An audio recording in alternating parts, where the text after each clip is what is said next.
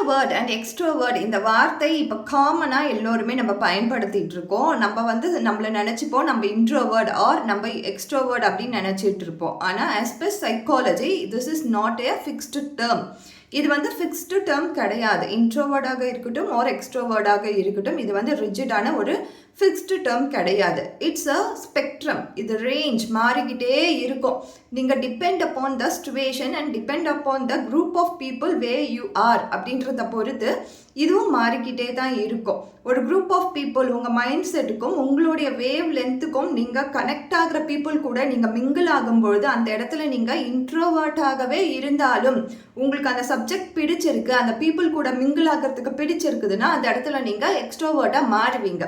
அதே மாதிரி நீங்கள் எக்ஸ்ட்ரோவர்ட்டுன்னு நினச்சிட்டு இருக்கும்பொழுது ஒரு group of people or group of ஏதோ ஒரு சிச்சுவேஷனில் வந்து நீங்கள் இருக்கீங்க, பொருந்தி இருக்கீங்கன்னும் பொழுது அந்த இடம் உங்களுக்கு பொருந்தவே இல்லை, உங்கள் வேவ் லென்த் கூடயும் உங்கள் மைண்ட் செட் கூடயும் பொருந்தவே இல்லை அப்படின்னும் பொழுது கட்டாயம் நீங்கள் எவ்வளோ எக்ஸ்ட்ரோவர்ட் நீங்கள் நினச்சிட்டு இருந்தாலும் அந்த இடத்துல நீங்கள் இன்ட்ரோவர்ட்டாக மாறிடுவீங்க.